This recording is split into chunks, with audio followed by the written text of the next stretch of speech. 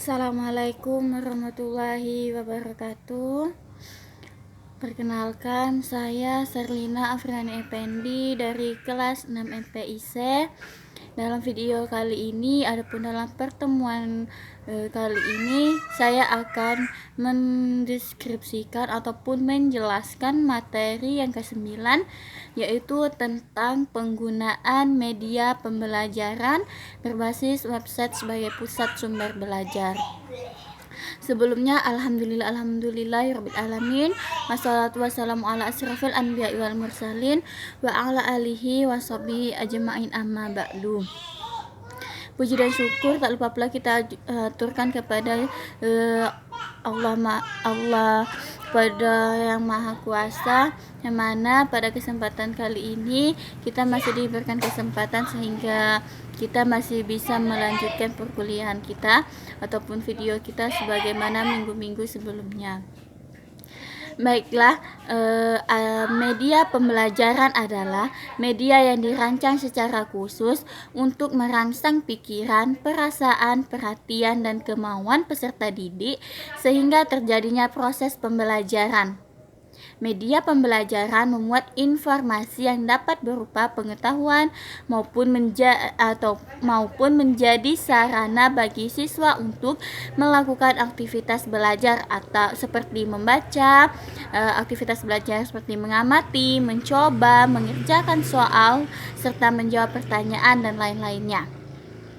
Media pembelajaran bukan sekedar benda fisik, namun segala sesuatu yang sudah berisi materi pembelajaran sehingga memungkinkan seseorang memanfaatkannya untuk belajar guna memperoleh pengetahuan, keterampilan, atau perubahan sikap. Pemanfaatan media adalah penggunaan secara sistematis dari sumber belajar, mana fungsi pemanfaatan sangat penting karena membicarakan kaitan antara peserta didik dengan bahan belajar atau sistem pembelajaran.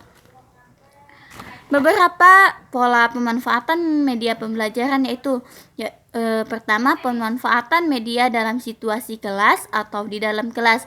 Maksudnya yaitu media pembelajaran dimanfaatkan untuk menunjang tercapainya tujuan tertentu dan pemanfaatannya dipadukan dengan proses belajar mengajar dalam situasi kelas.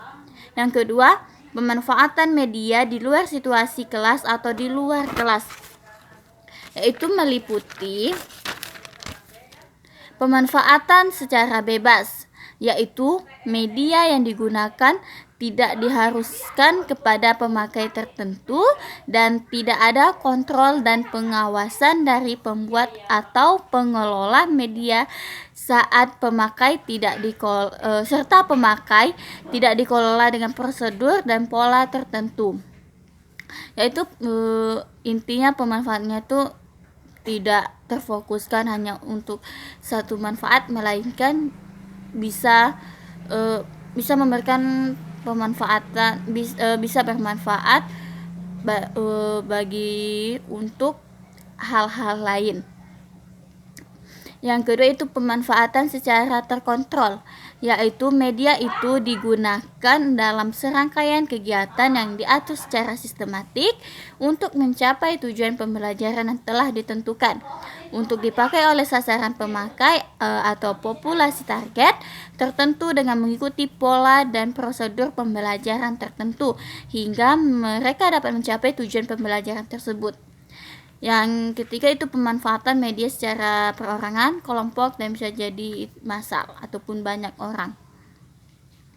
Jadi World Wide Web atau WWW disebut juga website adalah aplikasi dan layanan internet yang mencakup sumber daya multimedia. Web secara fisik adalah kumpulan komputer pribadi, web browser, koneksi ke ISP, komputer, server, router, dan switch yang digunakan untuk mengalirkan informasi dan menjadi wahana pertama berbagai pihak terkait. Jenis-jenis website yang sering dimanfaatkan oleh para peserta didik yaitu dibatasi pada search engine search engine, blog, web, portal, dan web perusahaan yang bersifat dinamis maupun statis. Pemanfaatan jaringan internet sebagai sumber dan sarana pembelajaran dapat diimplementasikan sebagai berikut. Yaitu browsing atau surfing merupakan istilah umum yang digunakan bila hendak menjelajahi dunia maya atau web. Yang kedua, researching adalah menjadikan internet sebagai sumber pengajaran. Peranan internet sebagai gudangnya informasi dimanfaatkan untuk mendapatkan informasi dan data yang berkaitan dengan materi pengajaran yang disampaikan. Informasi yang berkaitan dengan alamat situs yang akan dikunjungi sebagai sumber materi ajar telah diketahui terlebih dahulu melalui informasi yang diberikan pada buku pegangan pengajaran maupun dari informasi lainnya. Yang ketiga itu searching, merupakan proses pencarian sumber pembelajaran guna melengkapi materi yang akan disampaikan kepada peserta didik. Yang keempat, konsultingan communicating atau konsultasi dan komunikasi melalui email dan mailing list. Secara umum, website dibagi menjadi beberapa jenis. Penjelasan jenis-jenis website yang dimanfaatkan yaitu web search 1. Web search engine adalah web yang memiliki kemampuan untuk melakukan pencarian dokumen berdasarkan kata kunci tertentu. Contohnya Google.